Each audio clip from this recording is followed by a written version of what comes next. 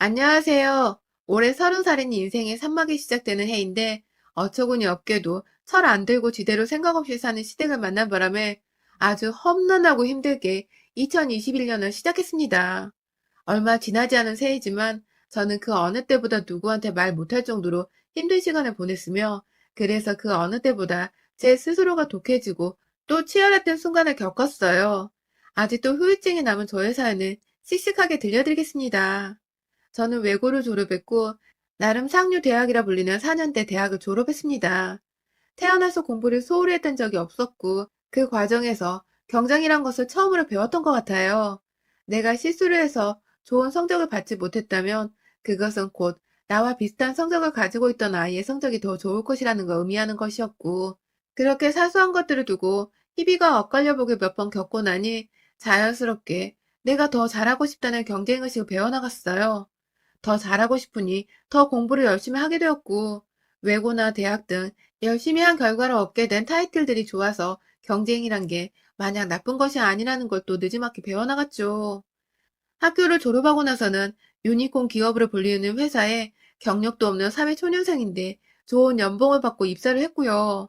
들어가서도 동기들보다 빠르게 승진하는 중인데 이것 또한 다 선의의 경쟁과 이를 위해 매일같이 노력하며 사는 저의 결실이라고 생각을 합니다.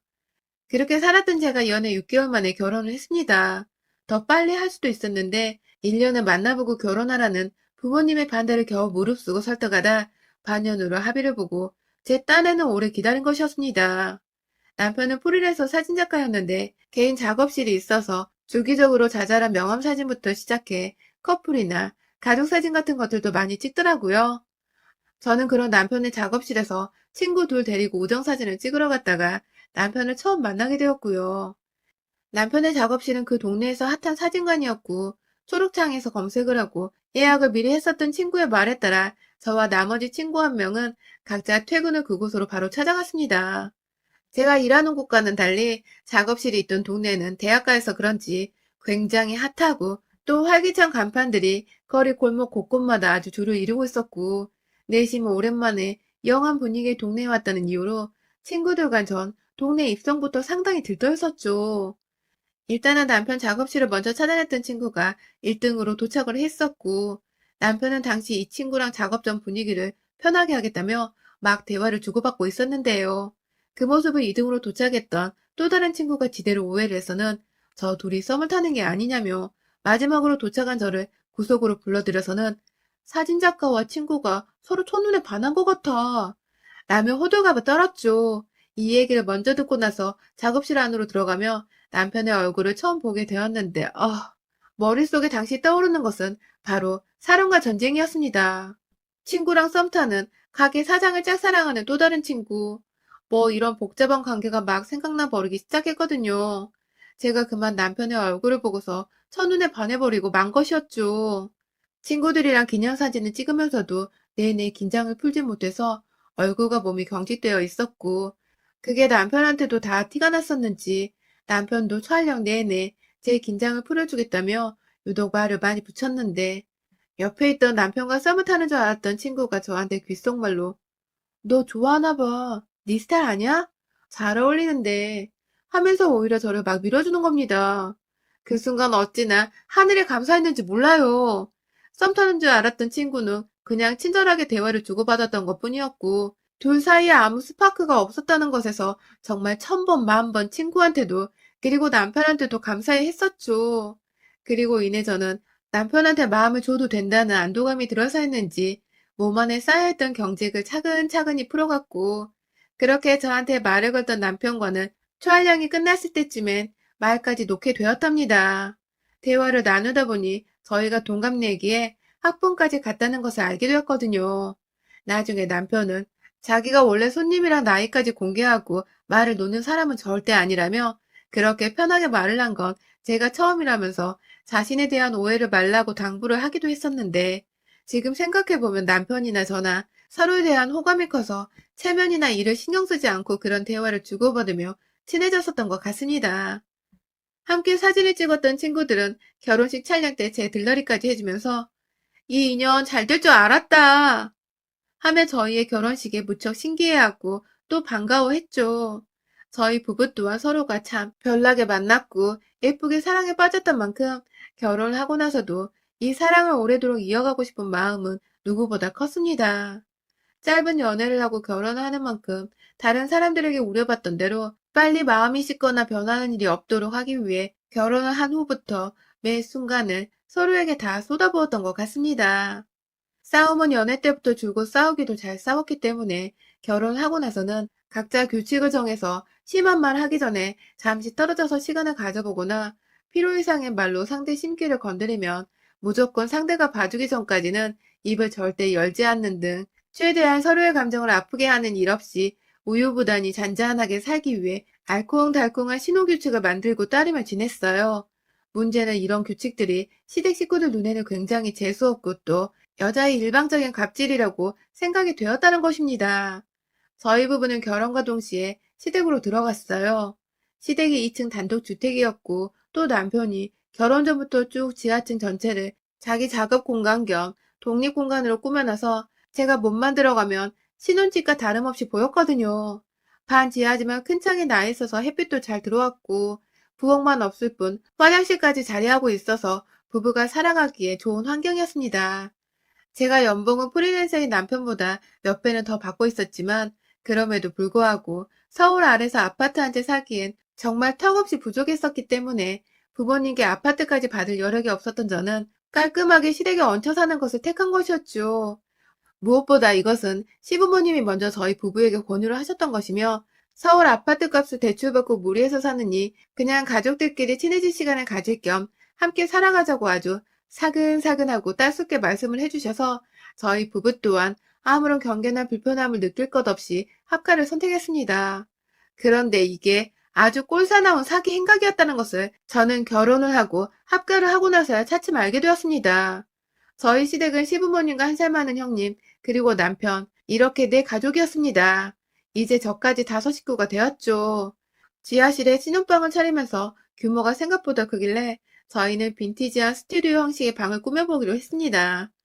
창가에 침대가 놓여져 있고 중간 지점에는 사무용으로 각자의 책상과 컴퓨터를 들여놨고요. 그 옆에 TV와 소파를 놓아 오락 공간 용으로도 겸하고 위층으로 올라가는 계단이 있는 곳에는 큰 분재 화분과 제가 제 방 안에 걸어놨던 액자들을 가져와서 작은 갤러리처럼 입구를 꾸며놨습니다.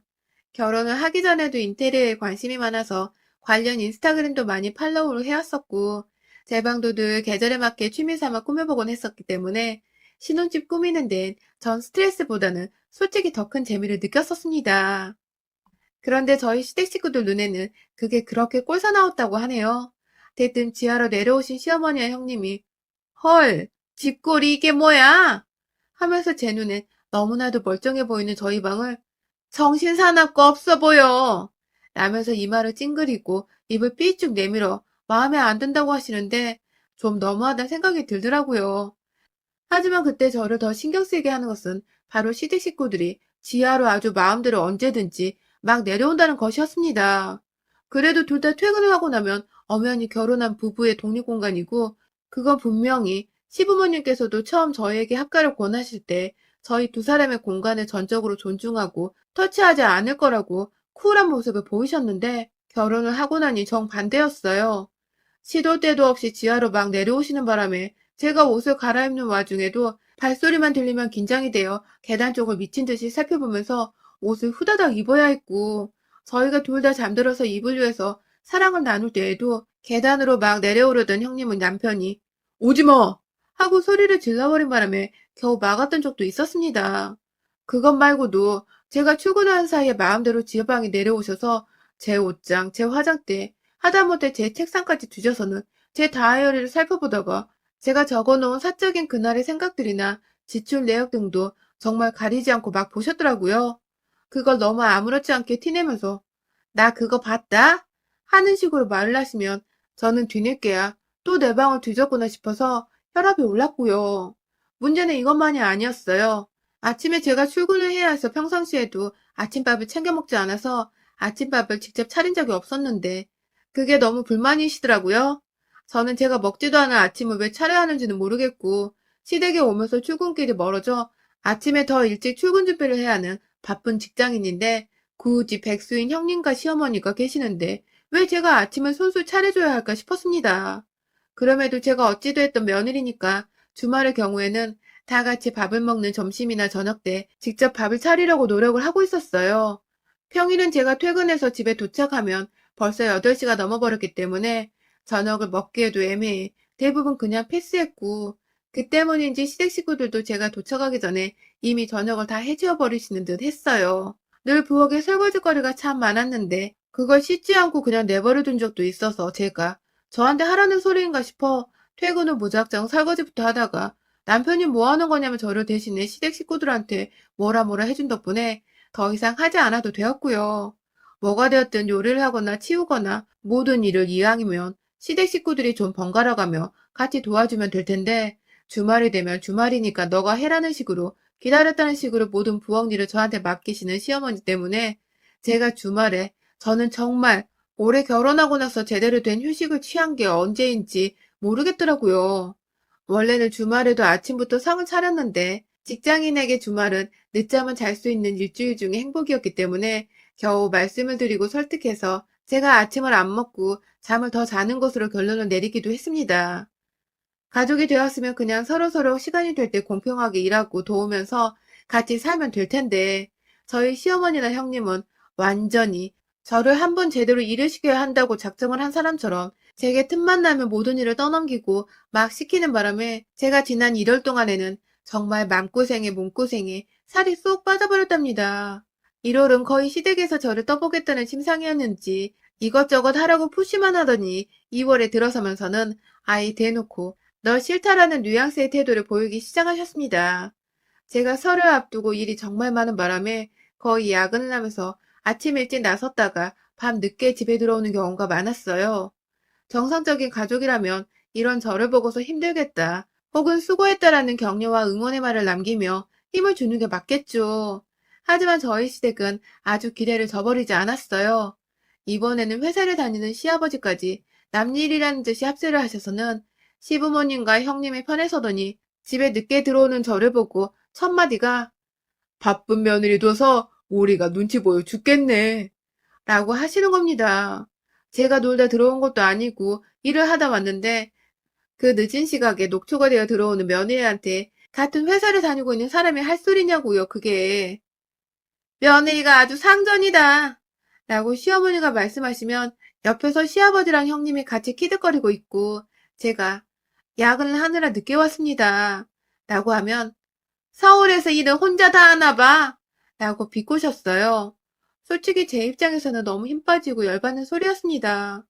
저라고 야근을 하고 싶어서 하는 게 아니었는데 그따위로 말을 꼬아대면 누가 기분이 좋겠냐고요.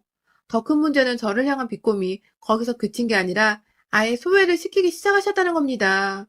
2월 초에 저는 또 야근을 하고 남편은 타지 출장을 가는 바람에 1박 2일로 집을 비우게 되었는데 집에 들어오자마자 1층 거실에서 다들 모여 TV를 보고 계시길래 어머님, 아버님, 저 왔어요 하고 인사를 드렸는데 TV 소리만 들려오고 있던 그 적막한 공간에서 아무도 저한테 응, 이라는 한마디 해주는 분이 없더라고요. 뭔가 이상해서 TV 보고 계셨네요 하면 다가가 인사를 재차 드렸는데도 급기야 저를 아예 본체에만 하면서 시선도 안 마주치려 했고 형님은 저를 한번 쓱 째려보더니 그냥 인사를 안 받고 절 지나쳐 자기 방으로 올라가는 겁니다. 그날을 시작으로 나이를 쳐드실 대로 쳐드신 시댁 식구들의 며느리 따돌리는 일상이 본격적으로 시작되었습니다. 제가 출근을 하건 퇴근을 하건 아침에 마주쳐도 인사도 안 하고 없는 사람처럼 투명인간 취급을 하시는 건 물론이셨고 남편이 돌아온 후에도 애초에 남편이 결혼을 하지 않은 것처럼 남편 이름만 불러 밥을 먹으러 오라거나 간식 먹으러 올라오라고 외치셨습니다. 먹는 걸로 쪼잔하면 안 되는데 먹는 걸로 장난치는 게 제일 쪼잔한 거 맞잖아요. 그 짓을 다 큰 어른들이 며느리 고작 30살짜리 애한테 해대면서 지 아들은 귀한 줄 알고 또 막 잘 챙기고 제가 이런 취급 받자고 결혼한 게 아닌데 너무 속상하고 괴롭더라고요. 게다가 옆에서 형님은 이 상황이 재밌어 죽겠다는 듯이 웃고 키득이면서 저 보란 듯이 한심하고 불쌍하다 표정을 지어내시는데 제가 순간 세상의 루저가 되어버린 기분이 들어 심한 자책감에 설날 직전에 정말 친정도 가기 싫고 딱 죽고 싶었어요. 결국 설날에도 차례를 지내면서 시어머니는 그냥 종이에다가 만들어야 하는 목록을 다 만들어주시고는 냉장고에 붙여놨고 그걸 남편한테만 네 와이프한테 만들라고 해 라고 시키는 바람에 남편은 이걸 왜 와이프 혼자 만들어야 하냐면서 따져 물었지만 시어머니는 그냥 무시를 한 채 부엌을 나가면서 차례상은 당장 내일이다 라고 한마디 던지고는 아예 외출을 하셨어요. 남편도 뭔가 집안의 분위기가 이상하다는 걸 감지했는지 무슨 일이 있었냐고 그제서야 물어보는데 남편의 한마디에 제가 서럽다고 울어버렸습니다. 계속해서 투명인간 취급하면서 정말 오랜만에 설날 일거리를 나한테 넘겨주겠다고 지금 살짝 말 거신 거라고 내가 여기 뭐 못 들어올 거 들어와서 사는 중이냐면서 애머 남편한테 막 화까지 내면서 울고 있는데 그때 위층에서 형님이 내려오셨어요. 저의 하소연 그리고 우는 불쌍한 모습까지 다 봐놓고는 한다는 말이 글쎄 야, 너 지금 우리 엄마 뒷담화야? 인연이 미쳤나? 하며 손찌검을 하려고 손을 확 올리대요. 그 바람에 저는 뒤로 물러섰고 그 사이에서 남편이 빠르게 막아서 맞지는 않았는데 와 그때 제대로 알았습니다. 이것들이 정말 나를 가족으로 생각을 전혀 하지 않는다는 걸요. 나를 괴롭히고 없는 사람 취급하고 가족이 되었는데도 따돌림이라는 정말 황당하고도 못된 짓거리를 하는 것들이 정말 힘들다고 남편 앞에서 죽어라 울며 하소연을 하는 저한테 미안했다는 사과는 못할 망정 손으로 올려 한 대 치려고 했다는 사실을 저는 지하방으로 내려가고 나서도 한참 동안 이해하지 못하고 오히려 보통 사람들이 아니라며 겁을 먹었습니다. 그리고 이내 수많은 경쟁과 성장으로 이 자리까지 올라와선 결혼이라는 한순간의 실수로 인해 내 자존감과 인생이 바닥을 치고 있는 지금 이 순간을 결코 인정할 수가 없었음을 깨달았습니다. 나를 이렇게 만든 장본인들을 다시 안 보는 한이 있더라도 똑같이 갚아주리라 마음을 먹었습니다. 남편에게는 당장에 이혼을 하자고 했어요.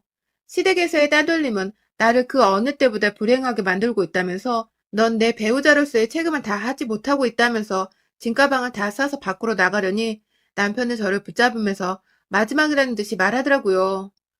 네가 하고 싶은 대로 다 해. 다 하게 해줄게. 라고 말입니다. 그래서 알겠다고 대답하곤 약속을 받아냈습니다. 그리고 다음날 아침 내가 하고 싶은 대로 살 수 있는 일일째가 되었습니다. 새벽에 일어나서 위층에 있는 화장실을 찾아갔어요.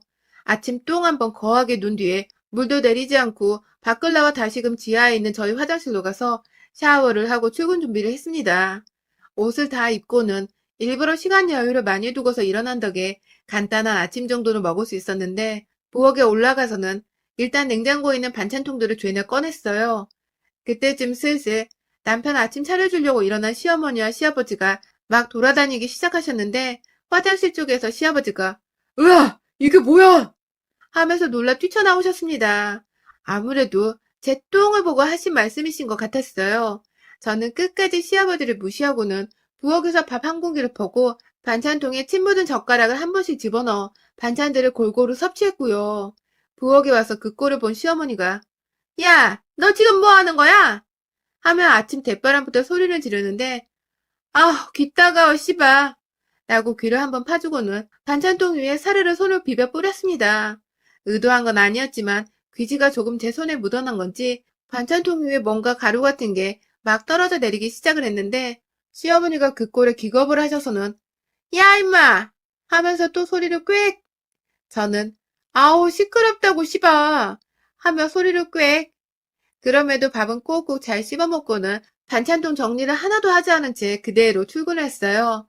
출근하는 제 핸드폰으로 시어머니 전화에 시아버지 전화에 이었고 얘기를 다 들은 건지 시누이 전화까지 오고 문자가 오고 아주 난리였는데 일단 시댁 인간들 연락처는 다 차단한 채 출근해서 그날 일을 마무리 지었어요. 그리고 퇴근을 한 후 집안에 들어가니 남편뿐만 아니라 온 시댁 식구들이 저를 기다리고 있었어요. 남편은 너 다 해. 라는 식으로 저에게 응원의 눈빛을 보내고 있었다면 시댁 식구들은 하루 종일 똥 싸고 반찬 어지럽히고 출근으로 도망을 친 저를 벼르고 기다렸던 것 같아요. 저한테 당장 집을 치우라고 너 때문에 아무것도 들어와서 먹지도 못하고 있었다면서 말을 하는데 저것들이 나한테 말을 거네? 라고 대답을 했습니다. 순간 시어머니가 너 지금 뭐라고 했어? 라고 말하시는데 와 이것들이 진짜 나한테 말 거네? 갑자기 왜 이래? 라며 오히려 남편만을 본 채 주변에 아무것도 없는 것처럼 투명인간 취급을 해줬고 저의 공격적인 태도에 어안이 벙벙해져 있는 시댁 식구들을 뒤로한 채 저는 곧장 지하로 내려가서는 외투를 벗는데 그 사이 남편의 만류에도 불구하고 저를 따라 지하로 내려온 형님이 야, 너 지금 우리 엄마 아빠한테 저것들 이것들이라고 했어? 라며 따져묻길래 제가 급기야 한겨울에 왜 이렇게 모기가 있는 거야? 엥 하면서 모기약을 들며 죽어 이 모기 새끼야 라는 말과 함께 형님이 서 있는 허공을 향해서 칙 뿌려댔습니다. 제가 모기약을 들자 본능적으로 팔을 들쳐 올려 얼굴을 가리던 형님은 제가 그걸 진짜로 뿌려버리자 쟤 미쳤어 하면서 위층으로 올라가 버렸습니다. 급기야 제가 올라가는 형님을 따라 모기약을 손에 쥐고서 남편을 향해 집안에 모기 새끼들이 자꾸 앵앵거리는 게 너무 거슬려 하면서 거실 한복판에서 사방에 그것도 한겨울에 모기 타령을 해가면서 시댁 식구를 향해 칙 하고 뿌려버리자 시부모님과 형님이 너나 할 거 없이 사방으로 모기 새끼 마냥 막 도망치기 시작했습니다. 얼떨결에 제가 뿌린 모기약에 맞은 남편은 눈 따갑다고 오두방정을 떠는데 아우 모기 새끼가 잡힌 게 아니라 어마 내 남편이 잡혔네 라면서 나머지 식구들을 찾아다니기 시작했습니다. 무슨 킬러 마냥 시댁 식구들을 찾아다니다가 눈앞에 식구들이 보이면 다 죽어버려 라며 치 스프레이를 뿌렸어요. 2층 방에 들어가 나오지 않는 형님 방 앞에서도 발로 문을 걷어차며 모기 잡아야 하니까 열나고 겁박을 했다가 급기야 그 옆에 있는 연결된 발코니를 통해서 혼자 형님 방 안으로 문을 열고 들어가서는 놀래 비명을 지르며 도망치는 형님을 따라가 스프레이를 칙 뿌리니 아주 그냥 집안 곳곳마다 양냄새가 안 나는 곳이 없는 지경에 이르렀습니다. 1층으로 다시 내려가니 시부모님은 저를 마주치는 게 겁났는지 급기야 시어머니는 방 안으로 들어와 있고 시아버지는 밖에서 시어머니 등살에 못 이겨 설거지를 하고 계셨어요. 제가 뒤에 다가오자 시겁하면서 놀래 쳐다보셨고요. 그리고 저는 아주 자연스럽게 시댁이 결혼하고서 난생 처음으로 거실 소파에 앉아봤습니다. 앉아서 TV를 켜고 소리를 최고로 틀어놓은 뒤에 드러누워 깔깔거리며 시청을 했고 그러다가 어디선가 시어머니나 형님의 목소리가 들리는가 싶으면 이것들이 아직도 다 안 주고 앵앵거리고 있어 하면서 당장이라도 올라가 스프레이를 뿌려주겠다는 듯이 손에 스프레이 하나 쥐고는 씩씩거렸어요. 남편은 가족들이 수모를 당하는 게 미안하고 걱정돼 죽겠는 와중에 그럼에도 불구하고 체념한 표정으로 자기 가족들이 벌벌거리는 모습을 지켜만 봤고 제가 피곤하다고 내려가서 잠을 자려고 하자 뒤에서 따라오며 한다는 말이 정신 차리셨을 거야. 나도군요. 그리고 아니나 다를까 다음날 아침에 일어나 똑같이 전날처럼 아침 테러를 해줄 참이었는데 시어머니는 절 보자마자 일어났니? 라며 생전 안 하던 아침 안부 인사를 건넸고 시아버지는 급기야 출근하는 저를 붙잡으며 시어머니께 밥 한 공기 더 내와 라고 하는데 가짜나서 그냥 출근한다 하고 집을 나왔네요. 저녁에도 그리고 그 다음날 아침 저녁에도 똑같이 저와 마주치면 전에 없는 아는 척을 하시면서 밥 한 공기라도 챙겨주려 하시는데 그 변화가 반갑기도 하고 또 저한테 벌벌 떠는 게 웃기기도 해서 제가 여전히 대답을 해주지도 않고 오히려 제가 투명인간 취급을 해주면서 무시를 하려고 합니다. 뭐 지금 무리해서 월세로 독립을 하고자 준비를 하고 있기 때문에 제 화가 풀렸을 때에는 아예 짐 싸서 그 집을 나와버릴 것이고요. 팔자에도 없는 며느리 짓을 하면서 생전 TV 재벌 드라마에나 나오는 따돌림을 당하고 투명인간 취급을 당하느라 제 속이 아주 썩어 문드러졌었는데 미쳐 날뛰는 놈들에게 똑같이 미친 척을 해주면서 경고를 날리니 그래도 길을 걷고 나쁜 버릇을 고쳐줄 수 있었습니다. 요즘 일진놈들이 학폭으로 뒤늦게 까발림을 당해서 욕처먹고 있잖아요. 이에는 이, 눈에는 눈이란 식으로 똑같이 혼쭐을 내줘야 그게 나쁜 짓이었는 줄 알고 깨갱거린답니다. 제가 보기에 우리 시댁 식구들도 다 학창시절 누군가를 따돌려보고 투명인간 취급을 해봤어서 며느리인 저한테도 이 짓거리를 아주 아무렇지 않게 한 것 같아요. 싹수 노란 것들. 또 한 번 며느리 우습게 보고 없는 사람 취급하며 자존감을 바닥으로 치닫게 하면 그때는 모기약이 아니라 전기 모기채를 가져와서 전기 공격이라도 해버리고 말 겁니다. 여러분의 생각은 댓글로 남겨주세요. 오늘도 시청해주셔서 정말 감사합니다.